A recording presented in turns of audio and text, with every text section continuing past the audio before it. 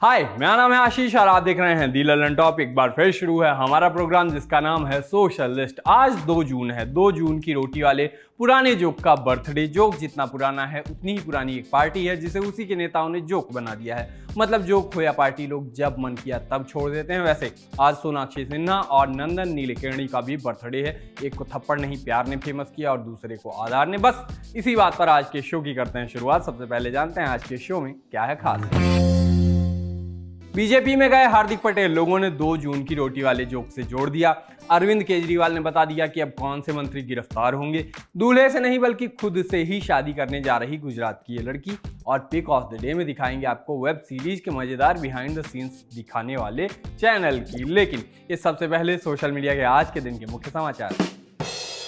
पहली सुर्खी गुजरात से सामने आई। यहाँ 24 साल की एक लड़की शादी करने जा रही है। कमाल की बात यह है कि लड़की किसी दूल्हे से शादी नहीं करेगी बल्कि खुद से ही शादी करेगी। एकदम मैं तो अपनी फेवरेट हूँ टाइप का मामला है। लड़की का नाम क्षमा बिंदु है और उनकी शादी 11 जून को होनी है। क्षमा ने कहा कि मैं कभी शादी नहीं करना चाहती थी लेकिन मैं दुल्हन बनना चाहती थी, इसलिए मैंने खुद से शादी करने का फैसला किया। क्षमा बिंदु ने अपनी शादी के लिए ज्वेलरी और लहंगा भी खरीद लिया है, साथ ही पार्लर भी बुक कर लिया है। ये शादी मंदिर में होगी। मेहंदी की रस्म 9 जून को है और शादी 11 जून को है। शादी के लिए रिश्तेदारों को निमंत्रण भी भेज दिया गया है।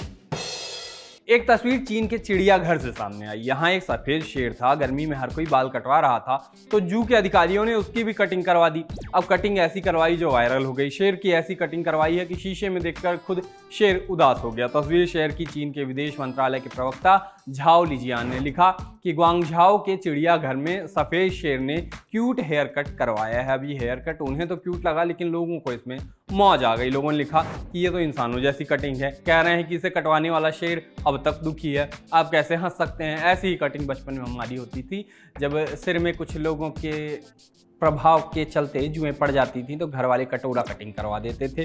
किस किस को याद है कमेंट करके बता सकते हैं, वरना नहीं भी बता सकते, वरना बाकियों को पता चल जाएगा कि दूसरों के प्रभाव से बचपन में आपको जुएं पड़ती थी। पाला तो कैसे।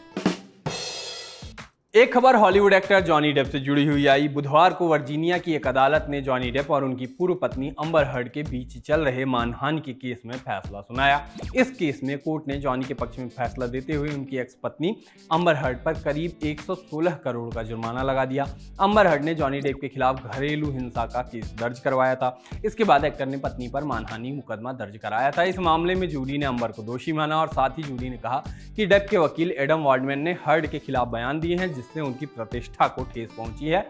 इसके चलते हर्ड को भी $2 मिलियन का मुआवजा मिलेगा। हम आपको ये सब इसलिए बता रहे हैं क्योंकि ट्विटर पर #मेंटू ये ट्रेंड कर रहा है। लोग कह रहे हैं कि पुरुष भी घरेलू हिंसा के पीड़ित हो सकते हैं। साथ ही सोशल मीडिया यूजर्स ने मामले पर कहा कि हर बार पुरुष गलत नहीं होते। दोनों की तलाक का ये मामला काफी चला था और इस पर पहले भी काफी मीम बने थे। हालांकि कई लोग इस बात से चिढ़ गए कि पति पत्नी के विवाद का फैसला 6 हफ्ते में ही कैसे आ गया। इतना टाइम तो हमारे इधर वकील कागज तैयार करने में लगा देते हैं, केस का फैसला 6 हफ्ते में आ गया।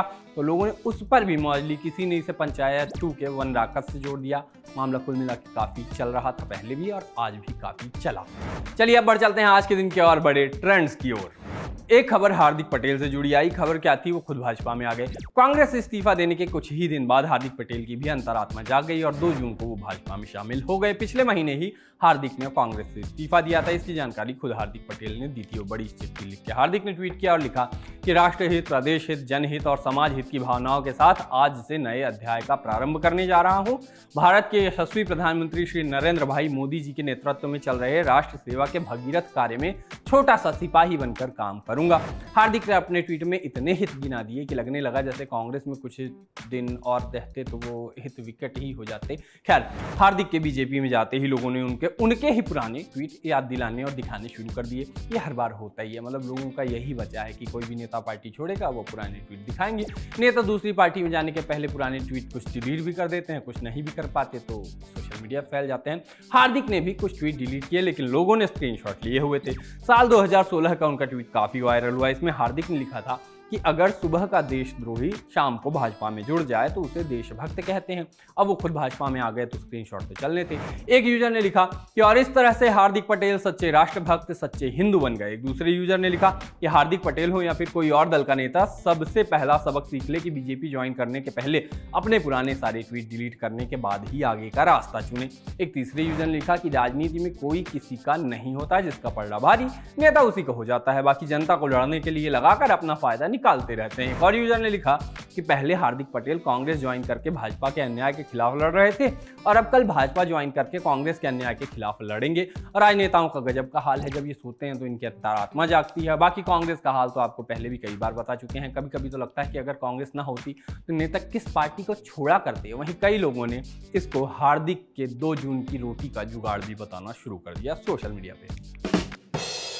एक खबर अरविंद केजरीवाल से जुड़ी हुई चली। हाल ही में दिल्ली के स्वास्थ्य मंत्री सत्येंद्र जैन को मनी लॉन्ड्रिंग केस में प्रवर्तन निदेशालय ईडी ने अरेस्ट किया है। मतलब इंजीनियर्स के अलावा ईडी से नेता भी घबराते हैं, जिसको पता है उसको पता है। तो इस पे जम के राजनीति हुई।